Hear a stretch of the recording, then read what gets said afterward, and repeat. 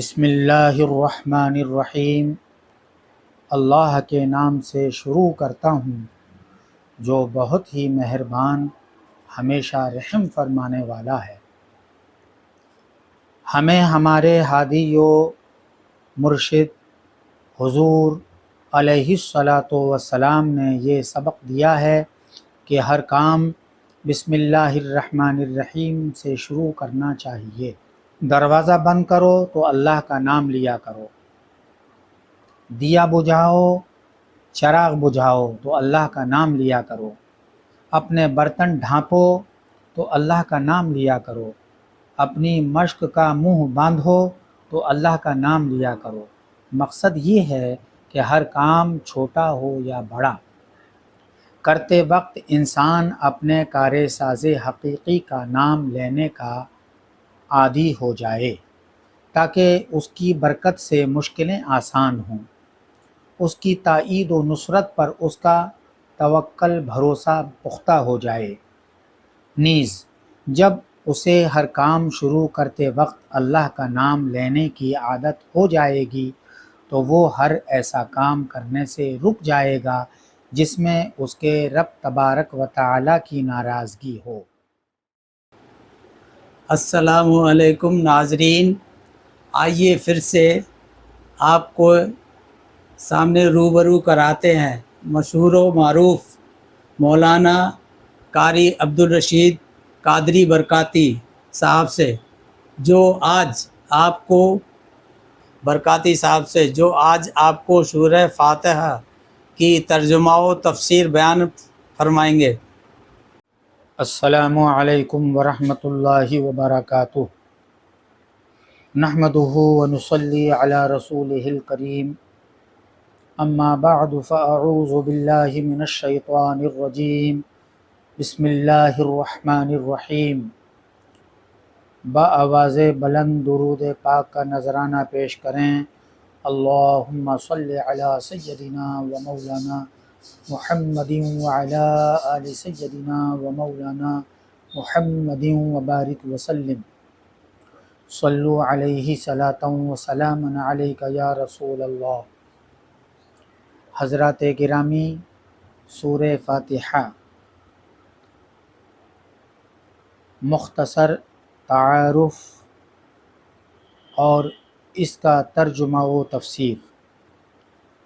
یہ وہ سورہ ہے جسے سورہ فاتحہ کہتے ہیں، مختصر لیکن حقائق اور معانی سے لبریز، دل نشیں، دل آویز، جلیل القدر صورت ہے، جس سے اس مقدس آسمانی کتاب کا آغاز ہوتا ہے، جس نے تاریخ انسانی کا رخ موڑ دیا، جس نے فکر و نظر میں انقلاب پیدا کر دیا، جس نے قلب و روح کو نئی زندگی بخش دی۔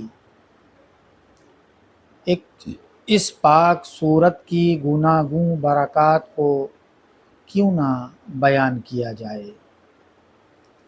وہ متعدد نام جن سے نبی اکرم نور مجسم صلی اللہ تعالی علیہ وآلہ وسلم نے اس صورت کو یاد فرمایا، حقیقت شناس نگاہوں کو ان فیوز و برکات سے آشنا کر دیں گے جو اس میں بڑی خوبصورتی سے سمو دیے گئے ہیں۔ ان ناموں میں سے چند نام یہ ہیں: الفاتحہ، رحمت و حکمت کے خزانے کھولنے والی، فاتحۃ الکتاب، قرآن حکیم کے سربستہ رازوں کی کلید، ام القرآن، حقائق قرآنی کا ماخذ و منبع، السبع المثانی، بار بار دہرائی جانے والی 7 آیتیں، الشفاء، جسمانی اور روحانی بیماریوں کا تریاق۔ یہ سورہ پاک مکہ مکرمہ میں نازل ہوئی۔ اس کا 1 رکوع اور 7 آیتیں ہیں۔ اس کے الفاظ کی تعداد 25 ہے اور حروف کی تعداد 123 ہے۔ اعوذ باللہ من الشیطان الرجیم۔ میں پناہ چاہتا ہوں اللہ کی شیطان مردود سے۔ بسم اللہ الرحمن الرحیم۔ اللہ کے نام سے شروع کرتا ہوں جو بہت ہی مہربان ہمیشہ رحم فرمانے والا ہے۔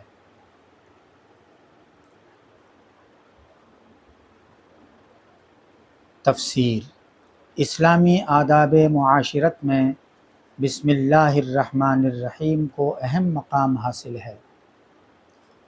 ہمیں ہمارے ہادی و مرشد حضور علیہ الصلاۃ والسلام نے یہ سبق دیا ہے کہ ہر کام بسم اللہ الرحمن الرحیم سے شروع کرنا چاہیے، بلکہ یہاں تک فرمایا اغلق بابک واذکر اسم اللہ واطفی مصباحک واذکر اسم اللہ وخمرانک واذکر اسم اللہ واوک سقاءک واذکر اسم اللہ۔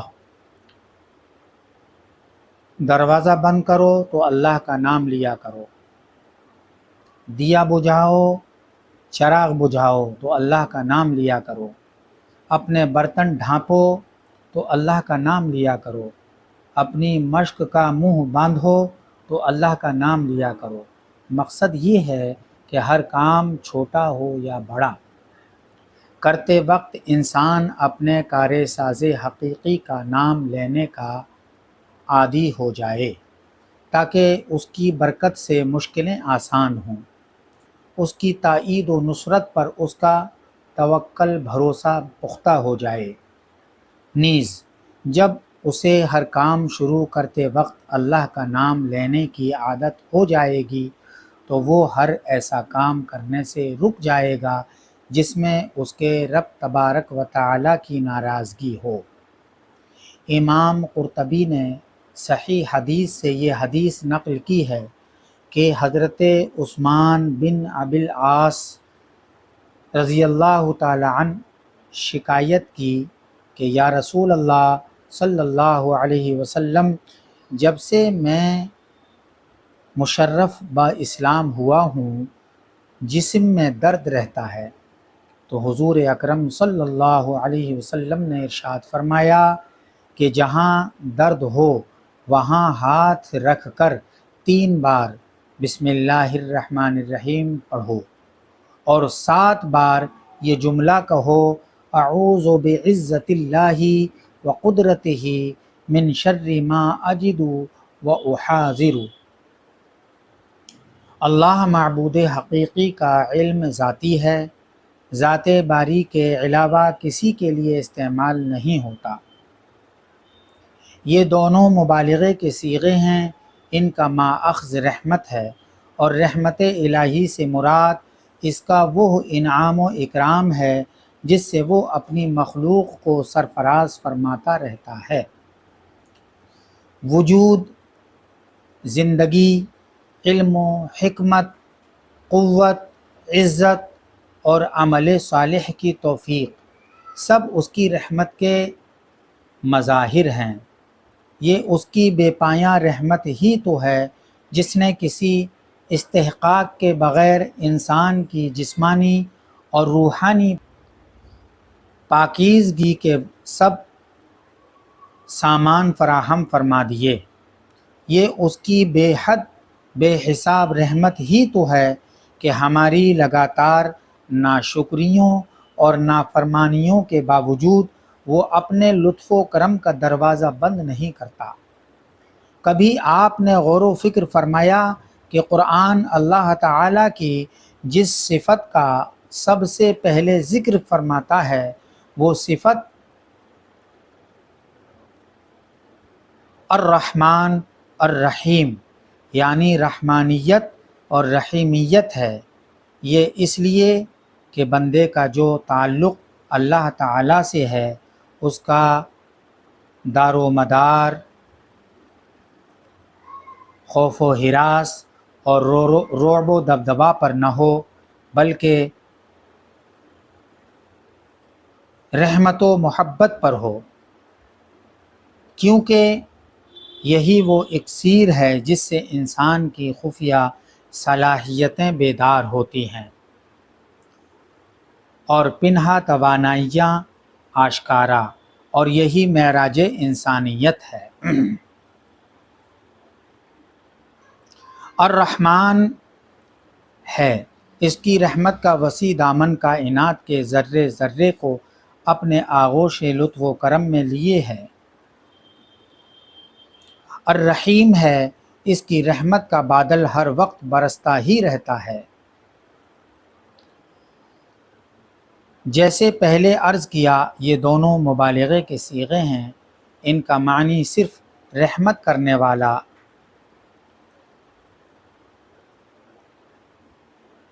نہیں بلکہ بہت اور ہر وقت رحمت کرنے والا ہے، لیکن الرحمن میں الرحیم سے بھی زیادہ مبالغہ ہے، یعنی بہت ہی رحم فرمانے والا، اتنی رحمت فرمانے والا جس سے زیادہ کا تصور نہیں کیا جا سکتا۔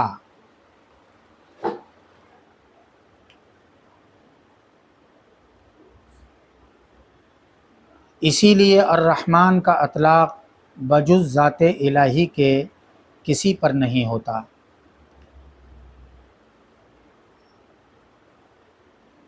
بسم اللہ کا مسئلہ،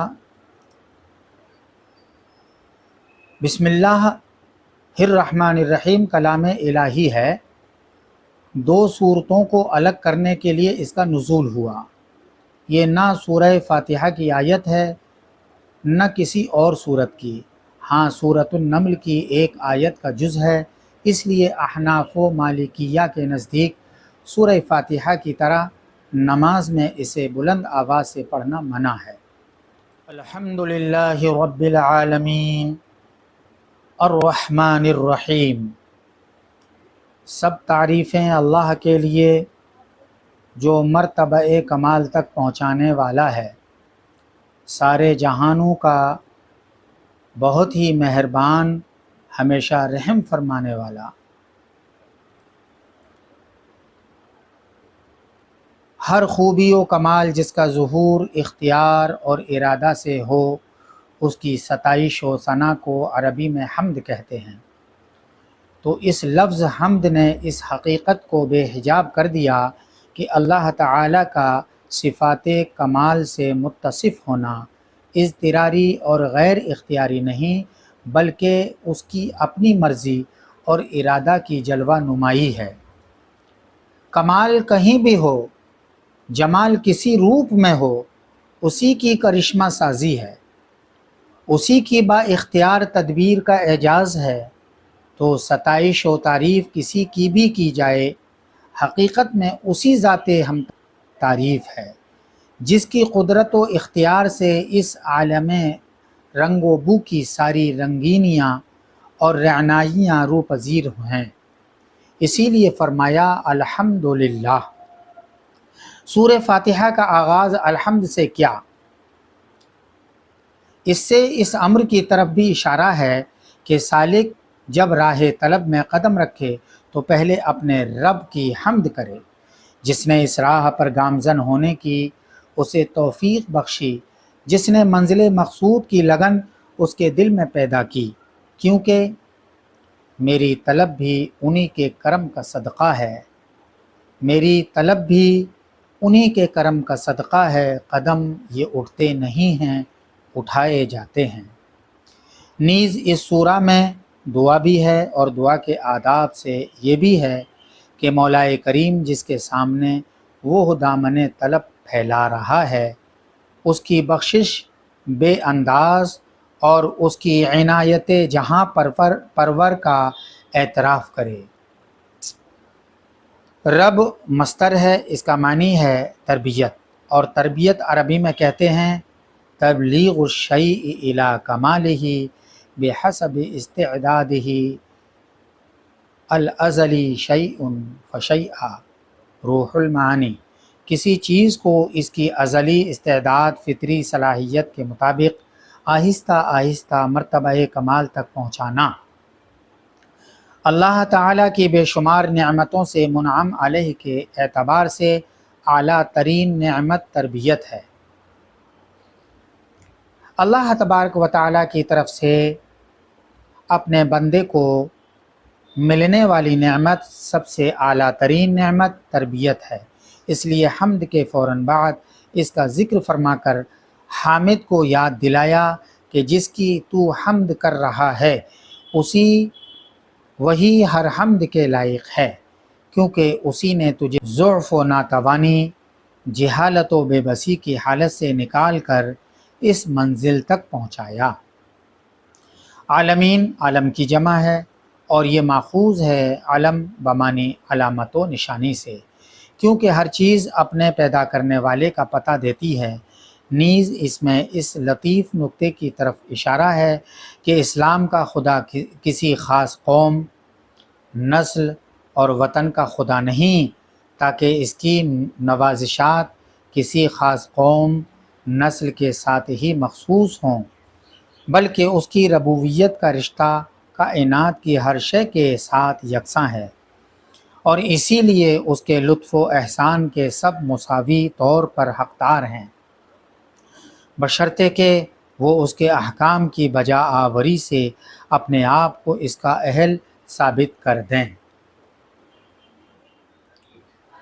مالک یوم الدین، ایاک نعبد و ایاک نستعین، مالک ہے روز جزا کا، تیری ہی ہم عبادت کرتے ہیں اور تجھی سے مدد چاہتے ہیں۔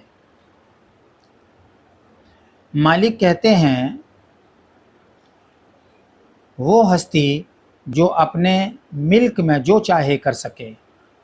اس لفظ سے ان عقائد باطلہ کی تردید ہو گئی جن میں ہندوستان کے مشرک اور کئی دوسری قومیں مبتلا تھیں، یعنی خدا ہر مجرم کو سزا دینے پر مجبور ہے، اسے معاف کرنے کا ہرگز اختیار نہیں۔ قرآن نے فرمایا وہ مالک و مختار ہے، اور ہر چیز جن و انس سب اس کی ملکیت ہیں، جیسے چاہے ان سے سلوک فرمائے۔ اگر مجرم کو سزا دینا چاہے تو اسے کوئی روک نہیں سکتا، اور اگر بخشنا چاہے تو اسے کوئی ٹوک نہیں سکتا۔ دین کا معنی ہے حساب اور جزا۔ لبید کہتا ہے ثواب و عذاب کی تعبیر لفظ دین سے ہے، لفظ دین سے، تاکہ پتہ چلے کہ یہ ثواب و عذاب بلا وجہ نہیں بلکہ ان کے اپنے اعمال کا طبعی ثمر ہے، اپنے اعمال کا طبعی پھل ہے، جس سے مفر نہیں۔ مقصد یہ ہے کہ ہر انسان گناہوں کی لذت میں کھو کر ان برے نتائج سے بے خبر نہ ہو جائے جو رونما ہو کر رہیں گے۔ اپنی عمر ناپائیدار اور اس کی فنا پذیر راحتوں اور عزتوں پر مغرور ہو کر اس دن کو نہ بھول بیٹھے جب کہ انصاف کے ترازو میں اس کا ہر چھوٹا بڑا نیک و بد عمل تولا جائے گا۔ اس میں شک نہیں کہ وہ رب ہے، اس میں کلام نہیں کہ اس کی رحمت بے پایاں ہے، لیکن اس کی یہ صفت کمال بھی ہر وقت پیش نظر رہے کہ وہ عادل ہے۔ حق تو یہ ہے کہ عدل کے بغیر اس کی صفات ربوبیت و رحمت کا کامل ظہور ہو ہی نہیں سکتا۔ کان کھول کر سن لو، وہ دن آنے والا ہے جب سطوت و جبروت کے سب موہوم پہ کر مٹ جائیں گے، اکڑی ہوئی سب گردنیں جھک جائیں گی، ظاہر و باطن میں اسی کی فرما روائی ہوگی جو حقیقی فرما روا ہے۔ کتنی افسوسناک حقیقت ہے کہ وہ امت جس کے دین کے بنیادی عقائد میں روز جزا پر ایمان لانا ہے، میدان عمل میں اس کی غالب اکثریت میں اس ایمان کا کوئی اثر محسوس نہیں کیا جاتا۔ روز حساب اور مکافات عمل کے قانون سے یوں غافل ہیں گویا کسی نے انہیں یہ بات بتائی ہی نہیں۔ عبادت کیا ہے؟ آپ کو لغت و تفسیر کی ساری کتابوں میں اس کا یہ معنی ملے گا، اقصی غایت الخضوع و تذلل، یعنی حد درجے کی عاجزی اور انکسار۔ مفسرین اس کی مثال سجدے سے دیتے ہیں، حالانکہ صرف سجدہ ہی عبادت نہیں بلکہ حالت نماز میں تمام حرکات و سکنات عبادت ہیں۔ ہاتھ باندھ کر کھڑے ہونا، رکوع اور رکوع کے بعد ہاتھ چھوڑ کر کھڑا ہونا، سجدہ اور اس کے بعد حالت اتحیات میں دو زانو بیٹھنا، سلام کے لیے دائیں اور بائیں منہ پھیرنا، یہ سب عبادت ہیں۔ اگر عبادت صرف تذلل و انکسار کے آخری مرتبے کا نام ہے اور یہ آخری مرتبہ سجدہ ہی ہے تو کیا یہ باقی چیزیں عبادت نہیں؟ اس کا تو تصور بھی نہیں کیا جا سکتا۔ اور اگر یہ ساری چیزیں مطلقاً عبادت ہیں تو اگر کوئی شاگرد اپنے استاذ کے سامنے اور بیٹا اپنے ماں باپ کے سامنے دو زانو ہو کر بیٹھتا ہے یا ان کی آمد پر کھڑا ہو جاتا ہے تو کیا یہ کہنا درست ہوگا کہ اس نے اپنے استاذ یا اپنے ماں باپ کی عبادت کی؟ معاذ اللہ، استغفر اللہ، یا اور ان کو اپنا معبود بنا لیا؟ معاذ اللہ، استغفر اللہ، حاشا وکلا۔ پھر وہ کون سی چیز ہے جو ان حرکات و سکنات کو اگر یہ نماز میں ہوں تو عبادت بنا دیتی ہے، اور یوں کھڑے ہونے کو، ہاتھ باندھے یا کھولے ہوئے، اور اس طرح بیٹھنے کو اور دائیں بائیں منہ پھیرنے کو تذلل و انکسار کے آخری مرتبے پر پہنچا دیتی ہے؟ اور اگر یہی امور نماز سے خارج ہوں تو ان میں غایتاً خضوع ہے اور نہ یہ عبادت متصور ہوتے ہیں۔ تو اس کا ممیز ایک ہی ہے، اور وہ یہ کہ جس ذات کے لیے اور جس کے سامنے آپ یہ افعال کر رہے ہیں اس کے متعلق آپ کا عقیدہ کیا ہے۔ اگر آپ اس کو اللہ اور معبود یقین کرتے ہیں تو یہ سب اعمال عبادت ہیں اور سب میں غایتاً تذلل و خضوع پایا جاتا ہے۔ لیکن اگر آپ اس کو عبد اور بندہ سمجھتے ہیں، نہ خدا، نہ خدا کا بیٹا، نہ اس کی بیوی، نہ اس کا اوتار، تو یہ اعمال عبادت نہیں کہلائیں گے۔ ہاں، آپ ان کو احترام، اجلال اور تعظیم کہہ سکتے ہیں، البتہ شریعت محمدیہ علیہ التحیۃ والثناء میں غیر خدا کے لیے سجدہ تعظیمی بھی ممنوع ہے۔ یہ سمجھ لینے کے بعد اب یہ بات خود بخود واضح ہو گئی کہ اللہ تعالیٰ کی ذات پاک کے بغیر کوئی دوسری چیز ایسی نہیں جس کی عبادت شرعاً یا عقلاً درست ہو۔ سب سے بالا تر اور قوی تر وہ ہو، سب کا خالق اور سب کو اپنی تربیت سے مرتبہ کمال تک پہنچانے والا، وہ ہو لطف و کرم کا پیہم، میہ برسانے والا، وہ ہو بندہ ہزار خطائیں کرے، لاکھوں جرم کرے، اپنی رحمت سے معاف کرنے والا وہ ہو، اور قیامت کے دن ہر نیک و بد کی قسمت کا فیصلہ فرمانے والا وہ ہو، تو اسے چھوڑ کر انسان کسی غیر کی عبادت کرے تو آخر کیوں؟ بلکہ اس کے بغیر اور ہے ہی کون جو معبود اور اللہ ہی ہو اور اس کی پرستش کی جائے۔ اس لیے قرآن نے ہمیں صرف یہی تعلیم نہیں دی کہ نعبدک، کہ ہم تیری عبادت کرتے ہیں، کیونکہ اس میں یہ احتمال بھی ہے کہ ہم تیری عبادت کرتے ہیں اور تیرے ساتھ اوروں کی بھی، بلکہ یہ سبق سکھایا کہ ایاک نعبد، صرف تیری ہی ہم عبادت کرتے ہیں اور کسی کی نہیں کرتے۔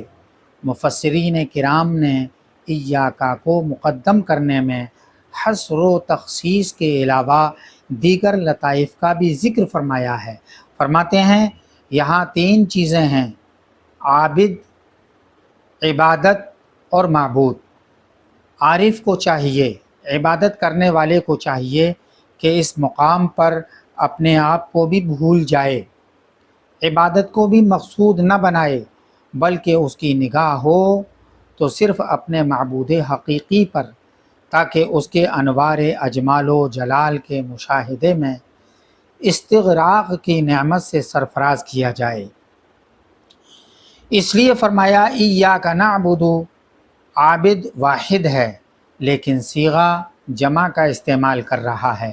اس میں نقطہ یہ ہے کہ اپنی ناقص عبادت کو مقربین بارگاہ صمدیت کی اخلاص و نیاز میں ڈوبی ہوئی عبادت کے ساتھ پیش کرے، تاکہ ان کی برکت سے اس کی عبادت کو بھی شرف پذیرائی نصیب ہو۔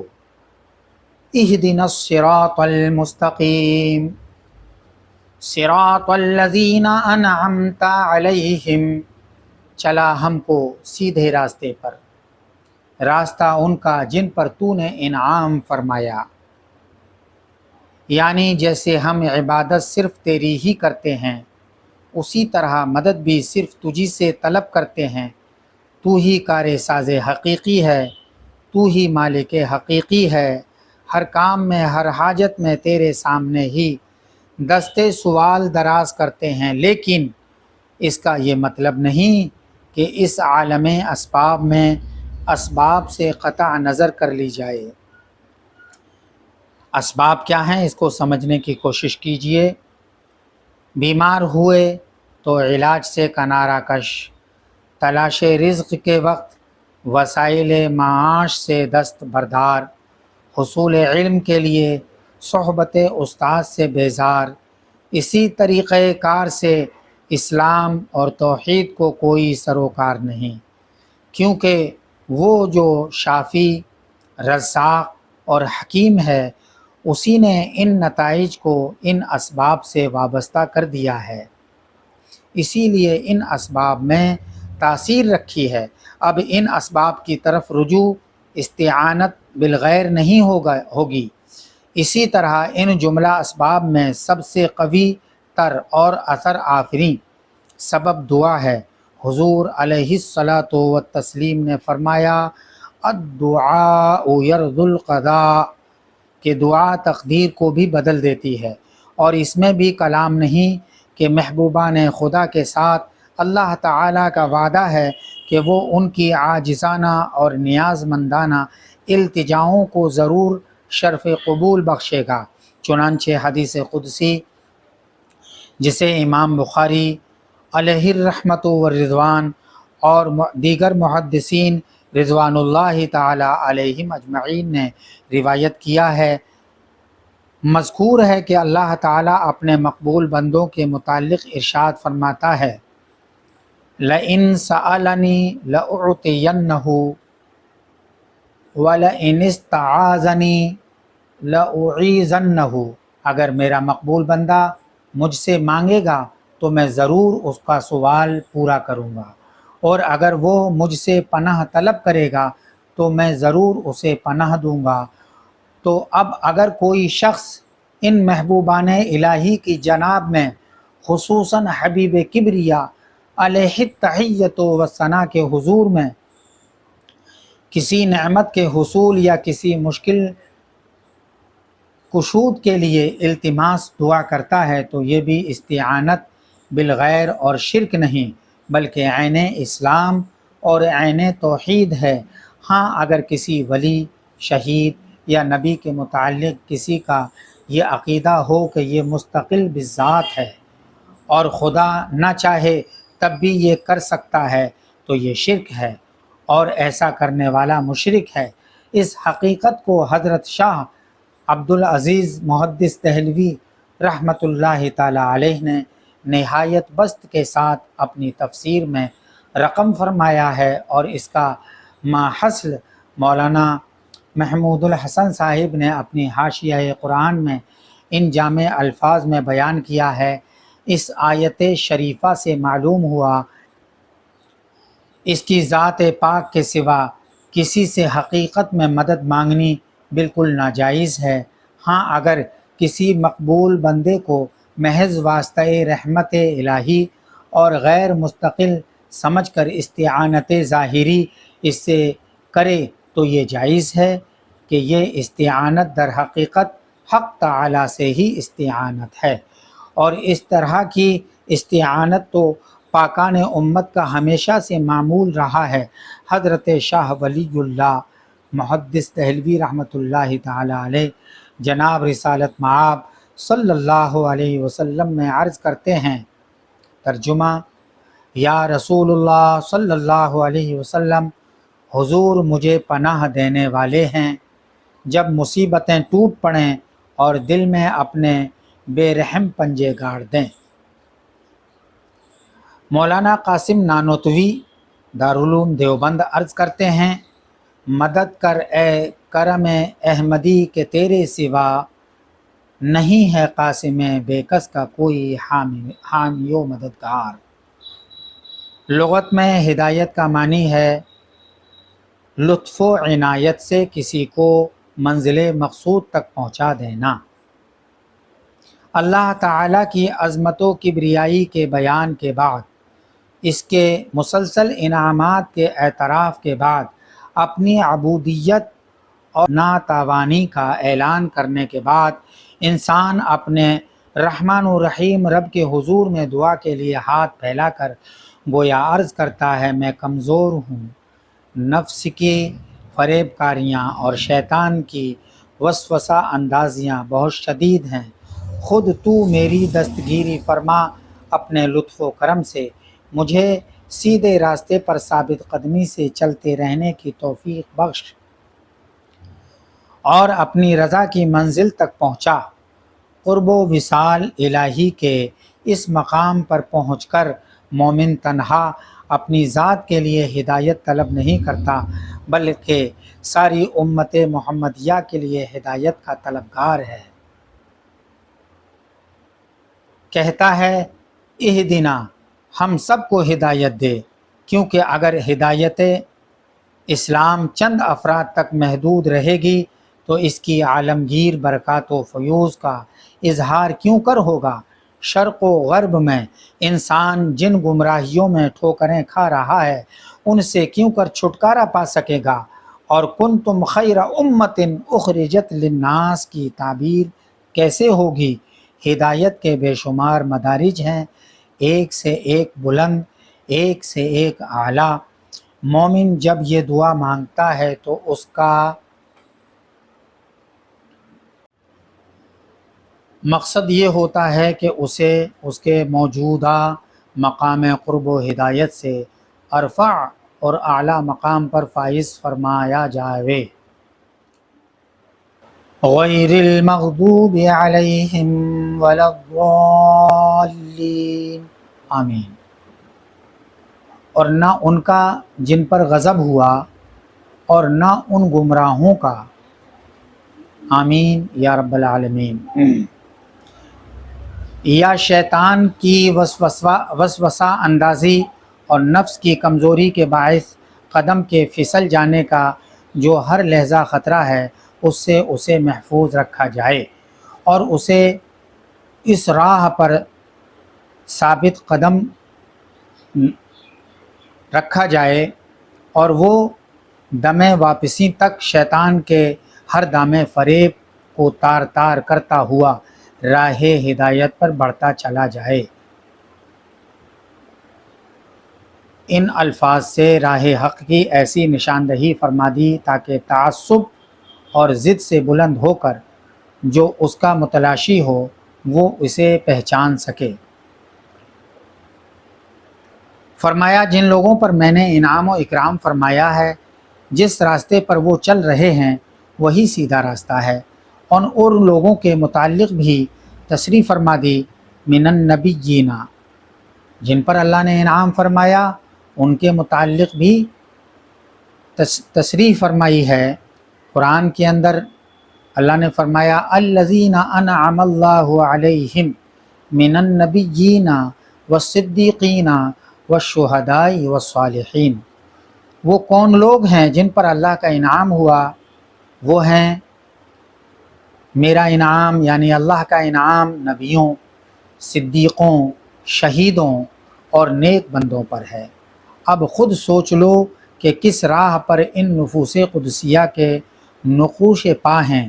حضرت صدیق و فاروق و عثمان و حیدر، صحابہ کرام، اہل بیت عظام کس جماعت کے پیشوا ہیں، اور اولیاء کرام کا سلسلہ اس وقت سے لے کر آج تک کس جماعت سے ظاہر ہو رہا ہے؟ جمہور علماء کے نزدیک مغضوب سے مراد یہودی ہیں اور ضالین سے مراد عیسائی، اور ارشاد نبوی سے بھی اسی کی تائید ہوتی ہے۔ مسئلہ: جب انسان سورہ فاتحہ پڑھے تو سنت یہ ہے کہ آمین کہے۔ اس کا معنی ہے استجب، یعنی آخر میں پھر التماس کرے کہ اے مولا کریم، جو دعا میں نے کی ہے اسے قبول فرما۔